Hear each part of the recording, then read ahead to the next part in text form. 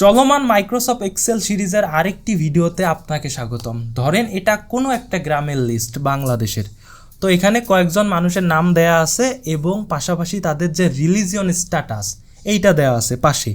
তো এখন আমি যদি চাই ওই গ্রামে কয়জন মুসলিম, কয়জন হিন্দু এবং কয়জন বৌদ্ধ এর একটা তালিকা তৈরি করতে, তাহলে আমি কিভাবে তৈরি করব এবং মাইক্রোসফট এক্সেল আমাকে কিভাবে হেল্প করবে। তো এইটা বের করার জন্য মাইক্রোসফট এক্সেলে কাউন্ট ইফ নামে সুন্দর একটা ফাংশন দেয়া আছে। তো এই ফাংশন ব্যবহার করে সহজেই আমরা বের করতে পারবো। তো চলুন দেখা যাক কীভাবে বের করি।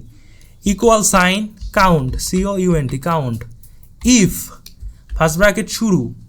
তো আমাকে যে রিলিজিয়ন বক্সটা আছে শুরু থেকে শেষ পর্যন্ত সিলেক্ট করতে হবে, কমা, ডাবল কোটেশন শুরু, মুসলিম মুসলিম, ডাবল কোটেশন শেষ, ফার্স্ট ব্র্যাকেট ক্লোজ, এরপর ইন্টার।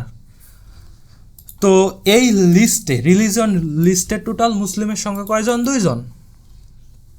এখন আমি হিন্দু বের করব।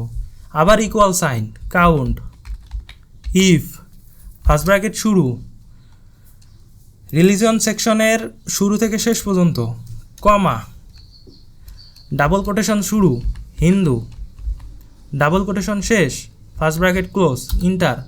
হিন্দু টোটাল কয়জন? 3 জন, 1 জন 2 জন 3 জন, ওকে। বৌদ্ধ equal sign count, if first bracket শুরু, রিলিজনের শুরু থেকে শেষ পর্যন্ত সিলেক্ট করে নিলাম, কমা, ডাবল কোটেশন শুরু, BUDU, ডাবল কোটেশন শেষ, ফার্স্ট ব্র্যাকেট ক্লোজ, ইন্টার।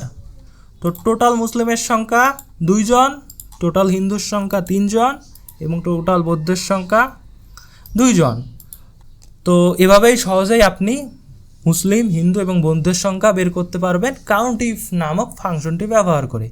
তো অবশ্যই যদি কখনো আপনার এমন কোনো লিস্ট বের করার প্রয়োজন পড়ে যেখানে আপনি একটা গ্রুপকে বা একটা রিলিজিয়নের পিপলকে আলাদাভাবে বের করতে চান কতজন তার সংখ্যাটা, তাহলে সহজে কাউন্ট ইফ ফাংশনটি ব্যবহার করে আপনি এভাবে বের করতে পারবেন। আশা করি বুঝতে পারছেন।